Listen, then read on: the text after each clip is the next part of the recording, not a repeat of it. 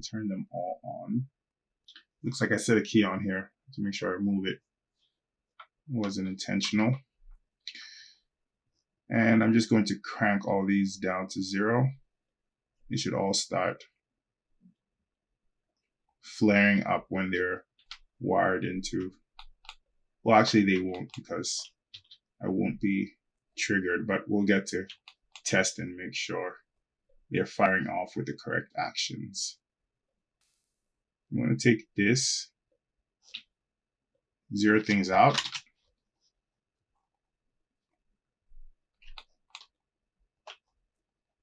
head back into the node editor and just wire these in there.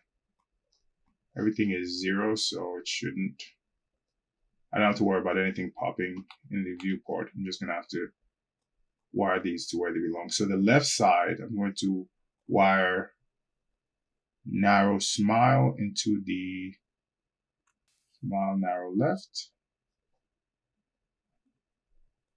Do the same for narrow smile here. Smile narrow right. Wire narrow frown on the right side. Wire narrow frown on the left side. And then looks like that didn't take. Narrow frown on the left side. And then frown on the left side. And then frown on the right side. So with this connection, everything should be firing off. So let's have a test. So if I do the first one, as expected, my smile fix should fire off. If I go here, as expected, my smile narrow fires off. If I go down, my frown narrow fires off. And if I go to frown, my frown fires off. So they're all working, right? It's all working pretty well. And so now we can move on to this one, our jaw. We just want this translate Y value. And let me make sure this is not a value that can be driven into the negative. It looks like it can be. Let me find its range.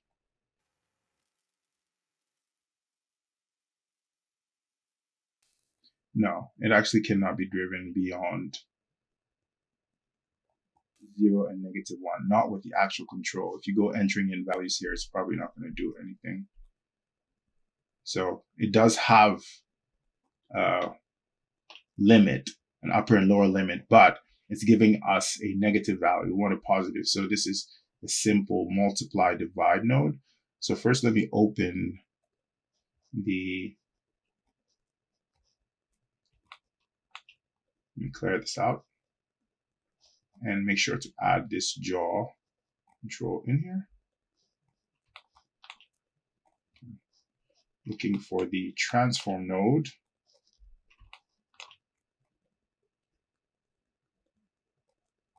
And I'm looking for this translate Y value. And since it's max, it wants to be a negative. I'm going to grab a multiply divide node. Make sure to set it to multiply. And I'm going to feed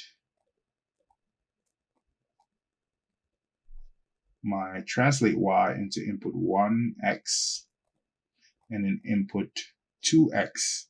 I'm going to put a -1. So what that should do is it should produce at the current position that it's in, which is at its -1 value, it should produce an output x of 1, because if you multiply negative by negative, you should get a positive. Let me see if you can actually even wire this back in here so we can just see the output here. Yeah, if I wire this x into itself, into output 2z, I get a 1. So that's what we're looking for. When it's at a -1 and it gets multiplied by a -1, we get a +1. So let me break this, and we can now wire this x into our mouth. And that's it. This should make it behave. Okay, it's not turned on. There we go. I didn't have it turned on. But yeah, so that's it. So if I go from nothing to the max, which is -1, it does a nice conversion and it directly controls the blend shape. I like these one-to-one connections. Set-driven key is sometimes so cumbersome.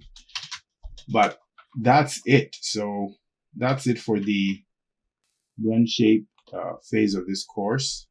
I should have named my multiply divide nodes. I'll do it off screen, but all these should be getting names. Convert.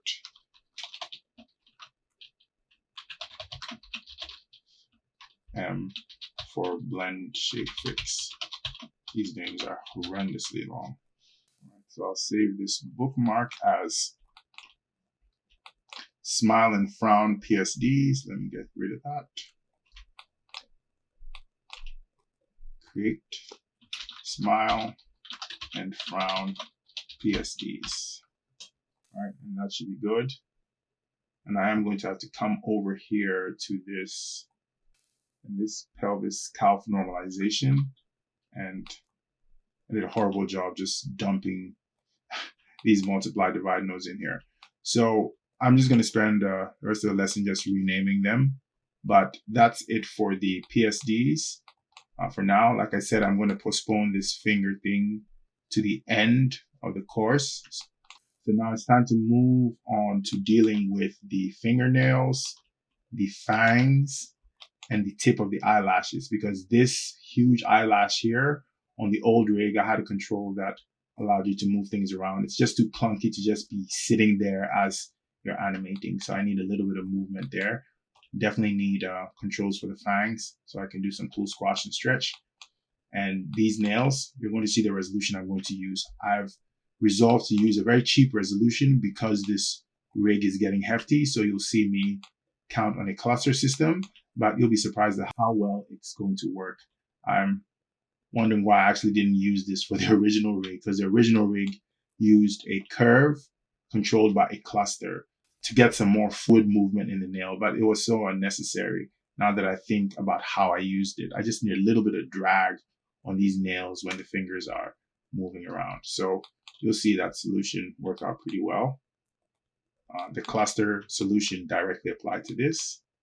Well, not directly to this, by way of the intermediary, pretty much like how we dealt with the breast. So that's what's coming next. I'm going to knock out the nails, fangs, and eyelashes in one sitting. I'm going to spend the rest of the lesson renaming this.